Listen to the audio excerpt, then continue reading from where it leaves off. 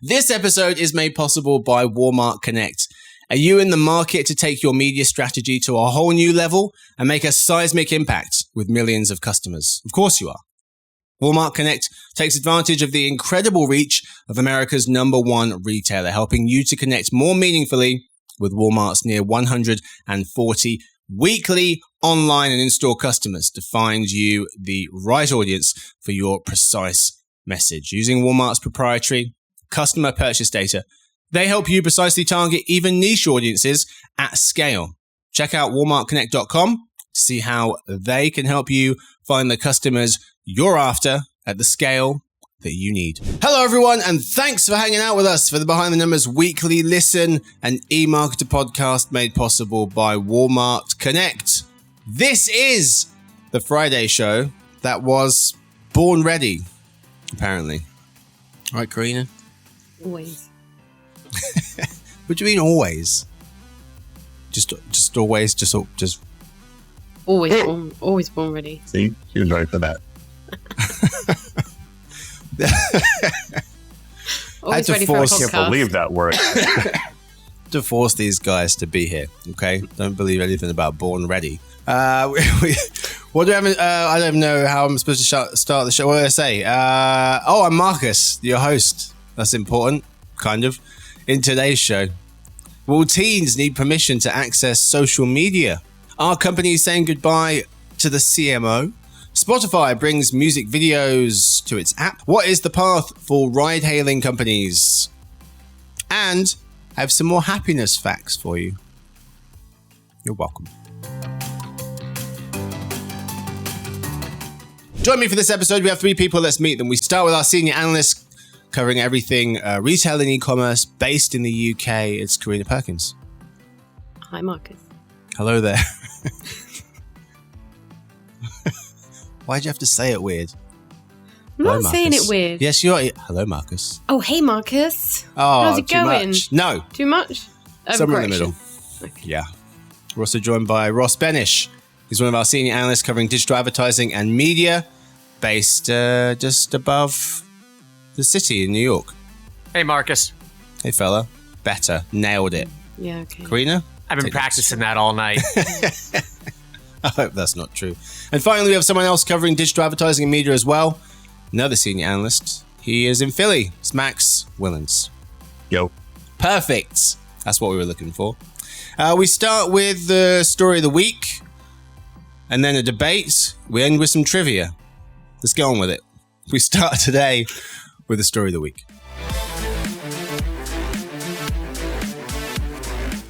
Will teens need permission to access social media? Florida Governor Ron DeSantis just signed it into law HB 3, a bill that will give parents of teens under 16 more control over their kids' access to social media and require age verification for many websites, writes Lauren Fainer of The Verge. The bill requires a few things. Number one, social media platforms to stop kids under 14 creating accounts and making them delete existing ones. Number two, requiring parents or guardians' consent for 14 and 15-year-olds to create or maintain social media accounts. And number three, mandates platforms delete social media accounts and personal information for young people at teens or parents' request.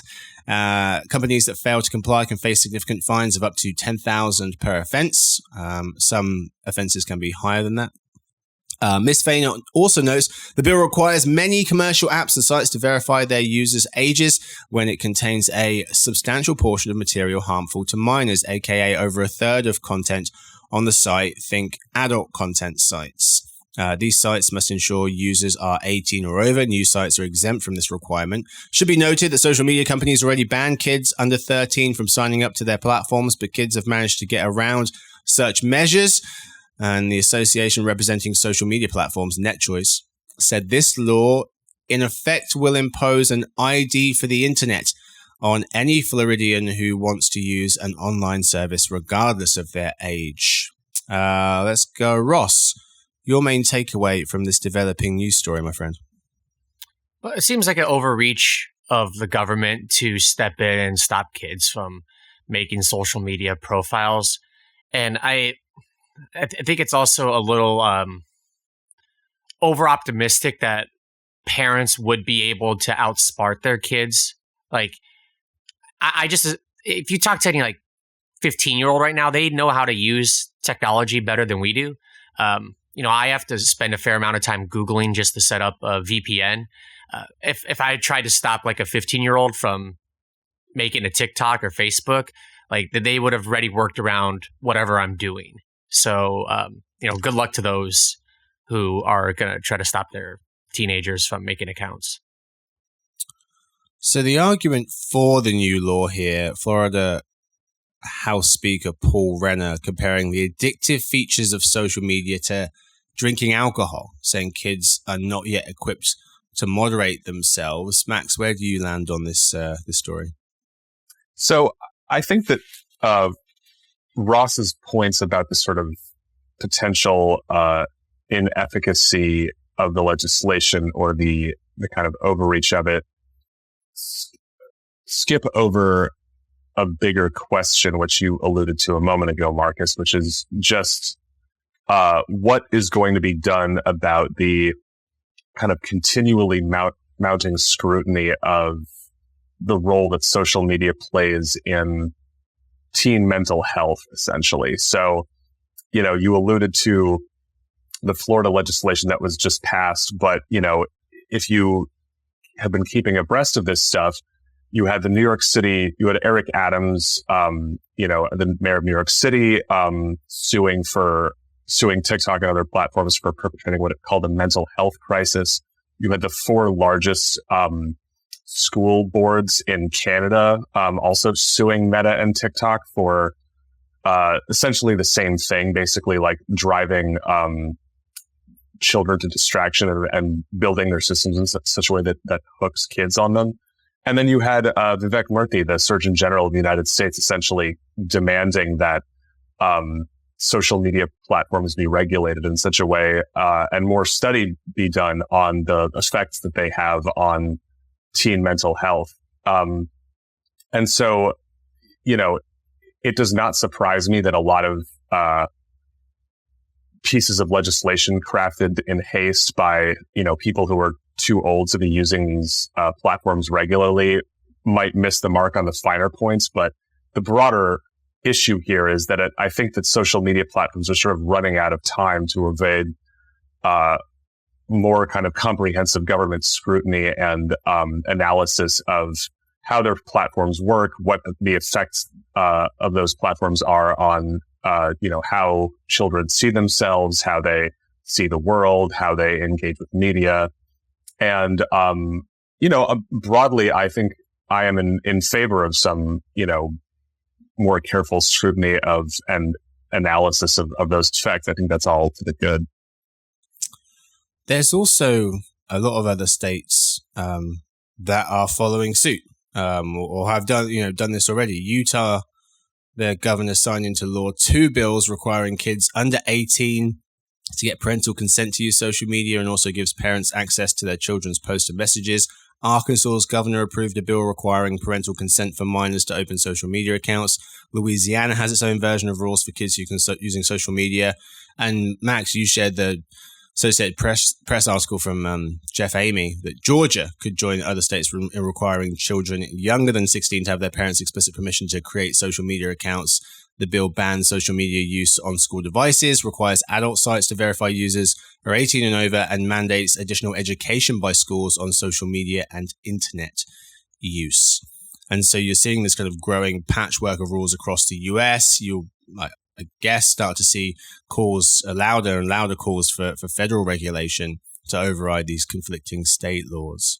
Well, is there any chance that we're just reenacting a moral panic that's been around for the last 200 years, where every new piece of entertainment aimed at youth goes through this cycle of outrage and threats of government regulation? In the early 90s, it was video games. And before that, it was radio and TV. The things that we believed and that was asserted by academics to affect kids turned out to be bunk years later when better studies were designed. So, is social media just the latest in a wave that's gone back to the written word of us freaking about new ways kids are entertaining themselves. I think that that's entirely possible, but the extent to which platforms like Meta have kind of wriggled out of attempts to have their platform's effects studied, to me, is kind of telling. I mean, I think that, and one thing the reason that I'm sort of fixated on this is that there was that reporting that Jeff Horowitz did at the Wall Street Journal beginning last year, looking at especially Instagram and a lot of research that they had done internally on, the effects that Instagram has on, teen girls' perceptions of their bodies, of what they ate, of, their general happiness levels. And there were some numbers in there that were pretty alarming. It was basically like close to 1 in 5 or 1 in 6 girls said that looking at Instagram made them suicidal feelings kind of grow in severity, and others that, raised their levels of depression. And, I think that there's definitely, it's likely that the reality of what's going on here is there's a big gap between, the perception that is kind of driving what's going on in Utah, in Louisiana, in Georgia, and where the social platforms are landing instead, where they're just saying things were hard because of COVID and this is all very complicated. And, we're providing a First Amendment avenue for expression, and we're helping small businesses. Like, somewhere in the middle of this gigantic gap is the reality. And I think it's worth it for everybody involved that, there be some study to figure out where exactly things have landed. Because you're right, like, there is a long history of people overreacting to, video games and rap music and so on. But this is also happening on a scope that I think surpasses those previous examples. Karina, what do you think? Yeah, I agree that I think this case with social media, it is a bit different to what's gone before. And I think it is a genuine problem for mental health for young people. I think that there is a problem there that needs to be fixed. The question is how we fix it. And I think what these kind of laws show and attempts by regulators to fix the problem is that it's a really, really difficult problem to fix. And you can have these parental consent. I actually think it's quite a good idea. But as Russ said, kids are going to find their way around that. And I think there needs to be a much kind of wider look at how we can address some of the harms that is being done. And maybe that's through kind of funding education or kind of teaching kids coping skills with some of the new challenges that they're facing as a result of social media. So I think that a whole bigger piece of work needs to be done. We've seen similar attempts in the EU to control access and kind of parental control. I don't think it's really solved the problem yet. So I think there's a lot more to be done to get to the bottom of how we can fix it, really. Yeah, the work around some kids is an interesting piece because our briefings writers, Daniel Konstantinovich and Jeremy Goldman, wrote a piece. And one of the points they made was non-compliance fines could pose issues because installing these safeguards to stop young users from accessing platforms is complicated and costly, and they're prone to workarounds. And so it could be a nightmare for social media companies who maybe are trying their best, but, younger people just finding a way to get onto their platforms. And then secondly, they point out that HB3 could be found in violation of the First Amendment, further complicating future social media regulations. So we'll see if this holds up, if it doesn't get challenged in the courts and actually shot down. There are rules, there are federal rules in the works. Last April 2023, 4 senators unveiling the Protecting Kids on Social Media Act. I would establish a minimum age and require parents' consent for 13 to 17-year-olds to access social media. The bill would also stop platforms from using algorithms to push content to under 18-year-olds. Then you've got KOSA, the Kids Online Safety Act, requiring tech companies to take steps to prevent harms to kids on their platforms and improve their privacy and safety settings. So there are some things in the works. This Florida bill that we discussed at the start, that is the watered down version of the law. The governor vetoed an earlier social media bill that would have banned social media accounts for kids under 16. So a lot happening. Keep an eye on it. That's all we've got time for the story of the week. We move to this week's debate of the week. Today's segment, Make the Case.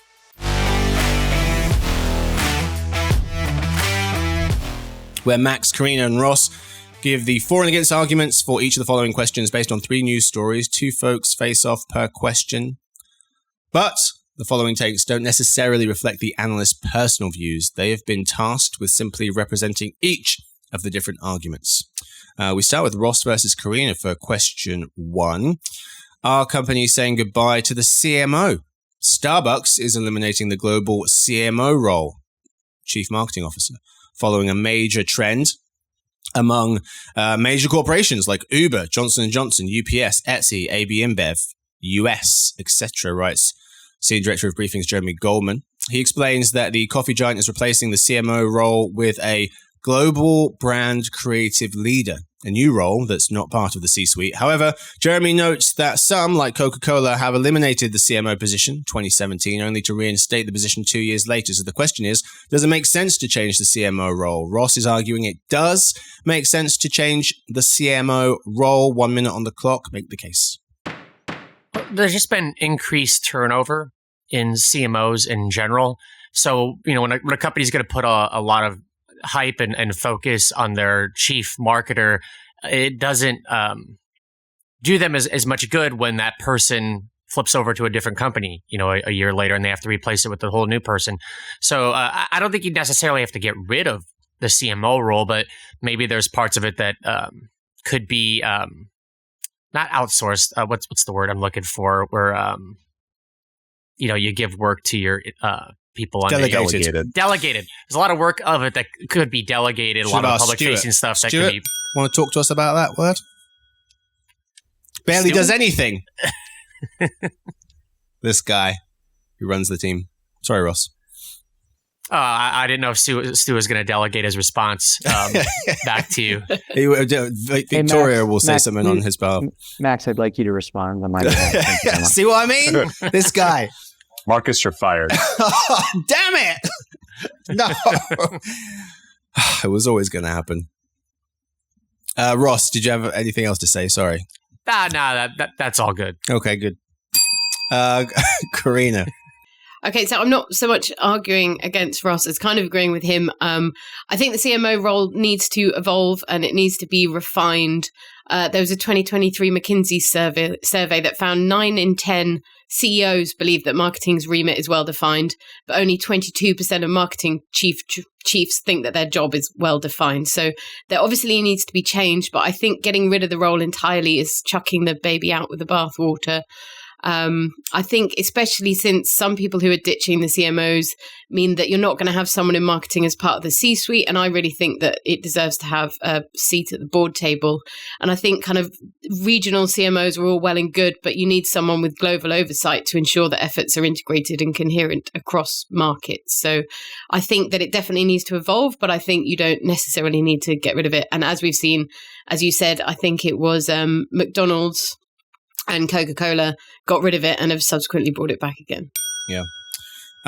Most companies don't have a traditional, quote-unquote, traditional CMO, according to data from leadership consultancy Spencer Stewart. They're saying 1/3 of top marketers of Fortune 500 companies currently hold the traditional CMO title. There's different variants. I guess we move to question 2. Karina against Max. Spotify brings music videos to its app, notes our analyst Daniel Konstantinovich, saying the feature is still in beta and only includes music videos for a handful of popular artists, but Spotify plans to eventually host thousands of them. Question is, will Spotify's emphasis on video be its next big growth move? Karina is arguing Spotify's emphasis on video will be its next big growth move. Minute on the clock. Make the case. So Spotify already has several different video ad formats, and it's been quite a strategic priority for the platform. And according to its own research, time spent with video on Spotify has increased 48% year over year, and among Gen Z users, 136%. So obviously it sees a big potential in video advertising, but in order to really ramp that up, it needs to persuade people to engage with the app and actually watch it rather than just having it on in the background. And we know that music videos, on YouTube get millions and millions of views. So I think it really makes sense that by bringing music videos, it can exploit that desire and tap into a sort of an audience there that it can then sell ad space on. Very good. Max, Spotify's emphasis on video won't be its next big growth move. Make the case. So I would just point to the fact that Spotify has been trying to make video a thing on its platform for almost 10 years and has failed for 10 years. And I think that Karina's point about music videos and needing people to actually watch this on the screen instead of listen to the audio that accompanies it is a perfect encapsulation of why music videos have been sort of overvalued and misunderstood. I mean, Vivo, which was a joint venture between the major record labels and an investments firm in the Middle East, I believe, basically misunderstood that the hundreds of millions and then billions of views that all the music videos they had in their library were racking up were because people were sitting there rapt and paying close attention when they probably just had them on in the background while they're doing something else.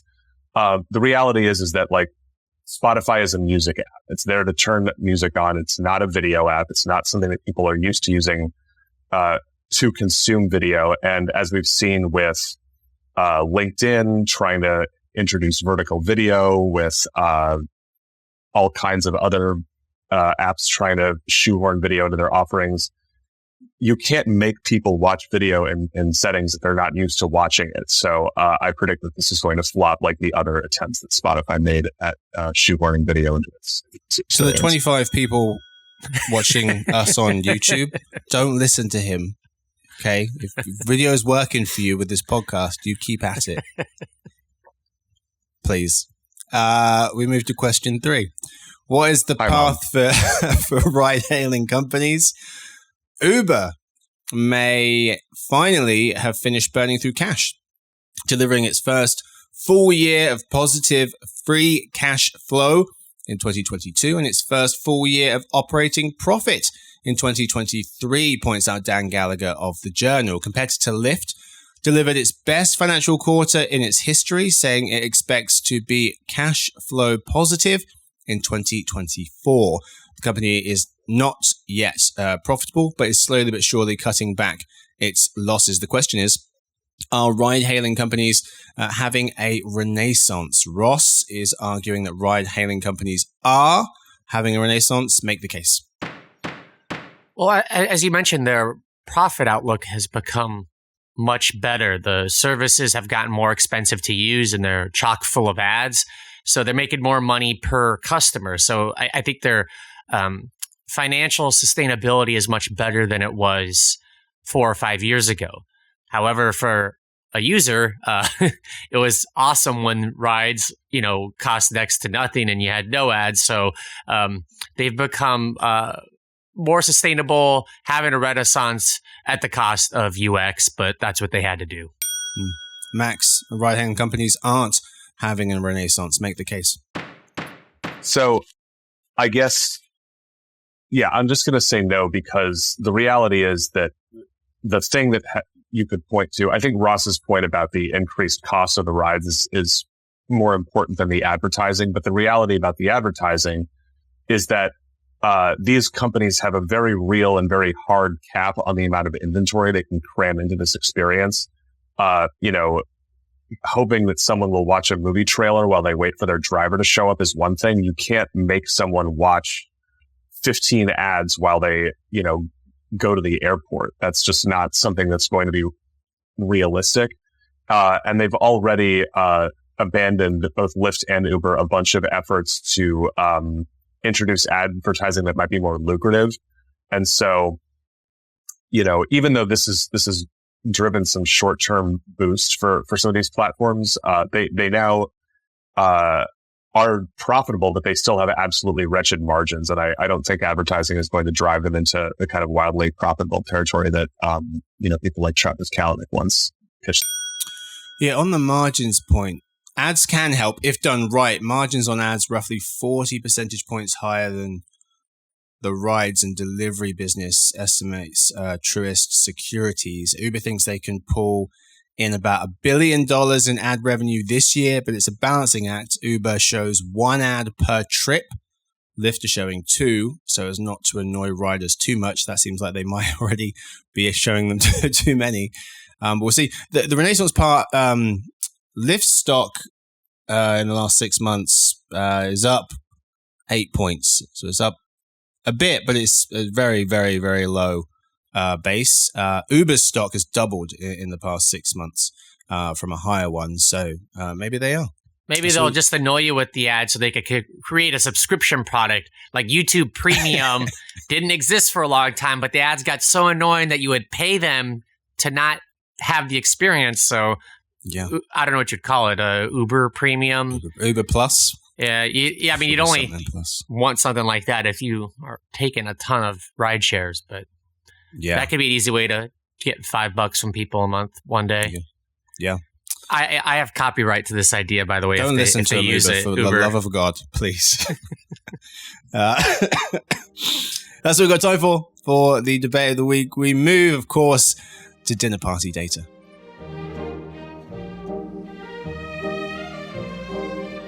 This is the part of the show where we tell you about the most interesting thing we've learned this week. And we start with Karina. My dinner party data is related to Titanic, because apparently Titanic sunk on April 15th, 1912. And so I've got some dinner party data about consumer attitudes to the Titanic film, because why not?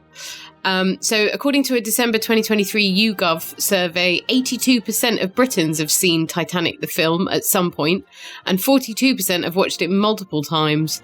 Of those that have seen the film, 21% say they love it, 60% say they like it, only 13% say they didn't like it or they hate it. So I think that's quite impressive. Hate it?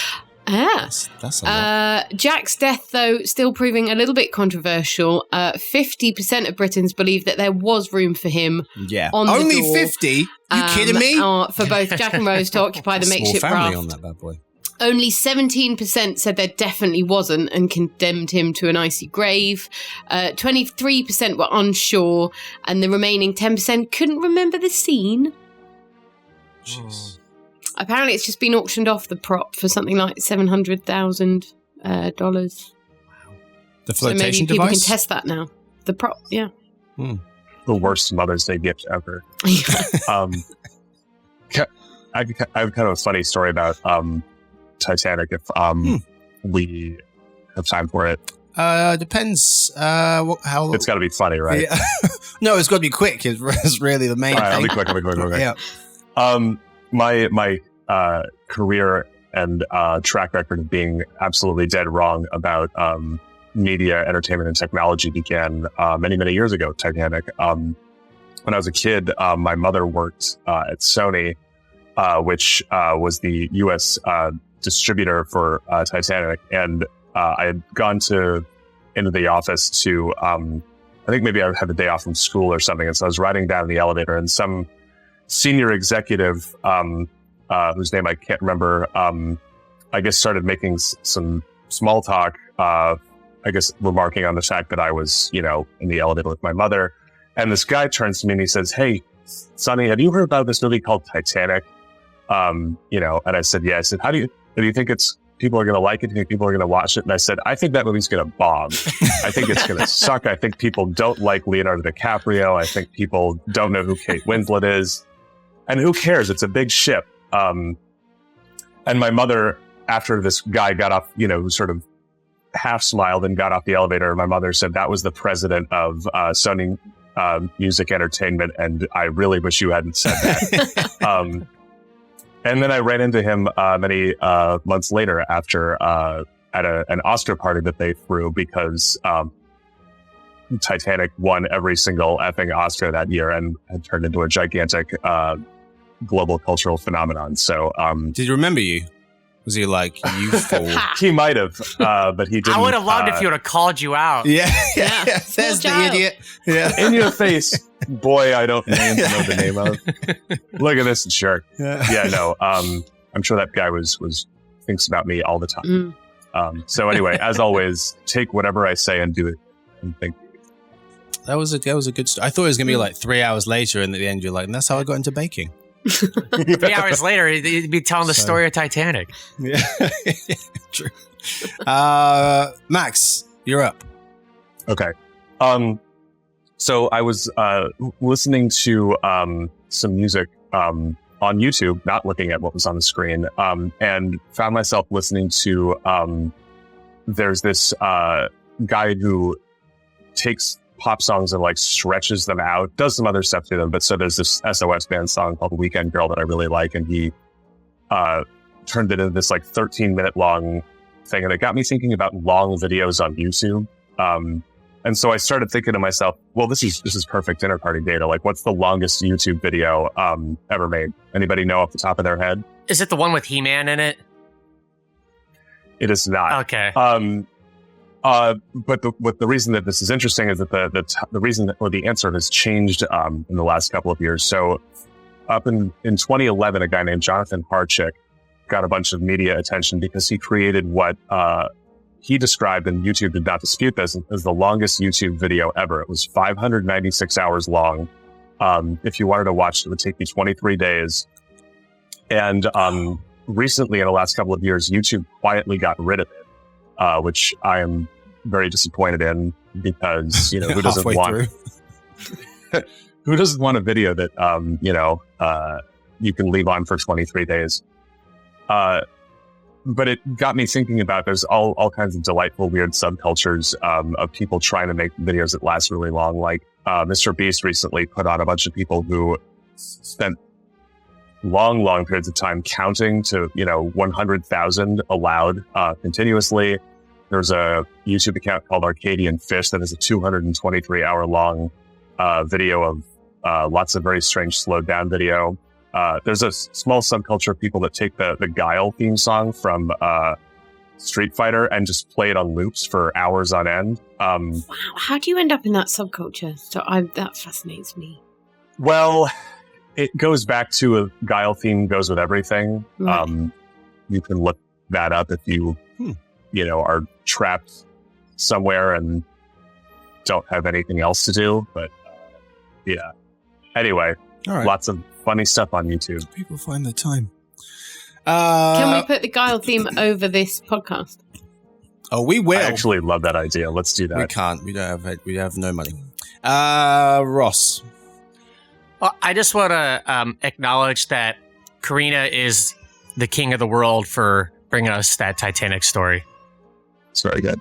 And my story is about blindness. So the solar eclipse is coming up for those of us who live in the U.S. I'm sure other parts of the world are seeing it, but I don't know, depending where you're listening to this, what coverage you're going to get. And there's every time one of these things happens, there's a lot of quick SEO articles on like, you're going to go blind if you look at the eclipse. Here's how to avoid it. And I wondered how many people have gone blind. And there's no real data. The sun? I'm sorry, looking at the eclipse? It's a very specific thing. How many people have gone blind looking at the sun during an eclipse? So this is a very small niche of people. Okay. And Time says that there is no empirical data on this subject. And Live Science, which can be questionable at times, says around 100 people in history have been documented to have gone blind looking at the sun during an eclipse. Huh. Don't be the 10th, kids. It's one of those things, though, where there's that moment when you're a kid or an adult where you do first look at the sun and you're like, and then you're like, now you really want to look at it again. Well, just don't do it during an eclipse. Don't do it during an eclipse, yeah. Just don't do it. It's there. It's bright. Just trust us. All right, I got one for you real quick. A sequel of dinner party data, if you will. So last week I asked, where do you find the happiest people in the world? Answer, that wonderful little country called Finland, according to the 2024 World Happiness Report. But I have some more happiness facts for you. So in which country are young people the happiest? Young people are under 30. Lithuania, Israel, Serbia, Finland was the highest overall. And then, they were 7th. UK, 32nd. Canada, 58th. The US, 62nd. Which is why it fell out of the top 20 overall rankings we talked about last week, because the younger people have dragged that number right down. In countries where you'll find the happiest older people, over 60, it's the Nordics again. Denmark 1, Finland, Norway, Sweden, Iceland round out the top 5. Canada 8th, US 10th. pretty high. Old people loving it over here. UK 20th. It's a bit rubbish for old people over here. Yeah. Is Finland, I read somewhere that it has more saunas than cars. That is true. Finland? Yeah, it I've was seen one of that. the Nordic countries. And I think that's why the theory goes that they're so happy. Yeah. Yeah, there's a lot of reasons to be happy if you're from any of the Nordic countries, really. They do have life figured out. Yeah, it's much better over there. But it's so dark all the time in the winter. It's dark a lot. That's true. However, I thought this was fascinating. So something we obsess over here at eMarketer is methodology of studies. And Sigal Samuel of Vox wrote a very interesting piece about how happiness is calculated. So he explains that researchers use the Cantril ladder. They ask, please imagine a ladder with steps numbered from 0 at the bottom to 10 at the top, and at the top of the ladder being the best possible life for you, and at the bottom being the worst. On which step of the ladder would you say you personally feel you stand at this time? There's a new paper in scientific journal Nature from researchers in Scandinavia in the US suggesting by showing a picture of a ladder, the question may be influencing folks to consider status rather than happiness.